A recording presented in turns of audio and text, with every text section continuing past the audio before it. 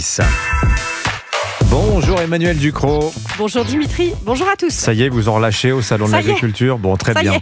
Et il est possible, Emmanuel, depuis mercredi dernier, de tuer les cormorans en France. Et c'est une affaire qui fait débat. Elle illustre la complexité des enjeux de la biodiversité entre plusieurs espèces protégées.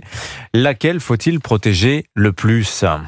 Alors, le grand cormoran Phalacrocorax carbosinensis, de son petit nom latin, c'est toujours chic, est depuis 1979 une espèce protégée au niveau européen. La destruction, la capture de ces grands oiseaux noirs, comme la perturbation de leurs œufs ou de leurs nids, est normalement interdite.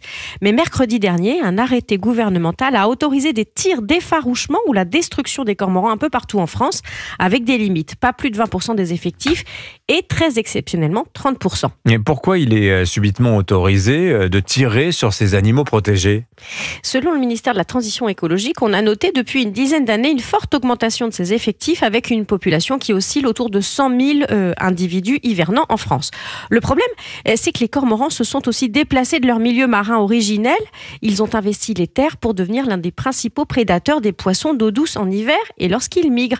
Et selon le ministère, toujours, sa présence en grand nombre engendre des dommages, non seulement pour les pisciculteurs et par la consommation des poissons de production, mais aussi elle a un impact sur la biodiversité aquatique avec un risque majeur pour certaines espèces fragilisées des lacs ou des rivières. Non seulement les cormorans sont friands de brochets, de truites ou d'ombres, mais ils dévorent aussi des espèces en danger, l'anguille européenne et le brochet aquitain. Le gouvernement, estimant que la population de ces grands cormorans serait satisfaisante, contrairement aux proies qui sont classées vulnérables, a arbitré.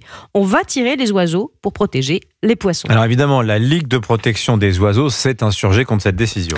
Oui, le grand cormoran a toute sa place dans nos paysages en tant que prédateur original des cours d'eau français, a écrit la Ligue de protection des oiseaux. Faire de cet oiseau le bouc émissaire de la régression des poissons d'eau douce est un non-sens et camoufle les véritables causes, la pollution et la dégradation de la qualité des eaux, les barrages, la discontinuité écologique, le réchauffement climatique et les sécheresses meurtrières. Elle explique aussi, cette LPO, et ce qui est très discuté et très discutable, qu'il n'y a pas de preuves scientifiques que les cormorans contribuent à la disparition des espèces de poissons menacées, ce qui fait bien sûr bondir les pêcheurs qui sont aux premières loges pour observer la destruction des alevins. C'est un discours qui porte, mais qui n'est pas très juste.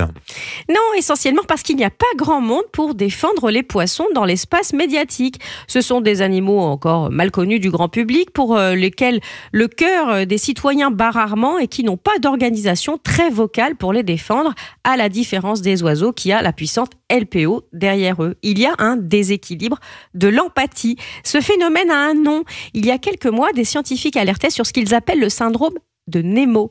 La difficulté à étudier et donc à sauver certaines espèces moches, notamment chez les poissons. Il y a les mignons, comme Nemo, le poisson de Disney, puis il y a tous les autres qui ne font pas le poids parce qu'ils sont moches.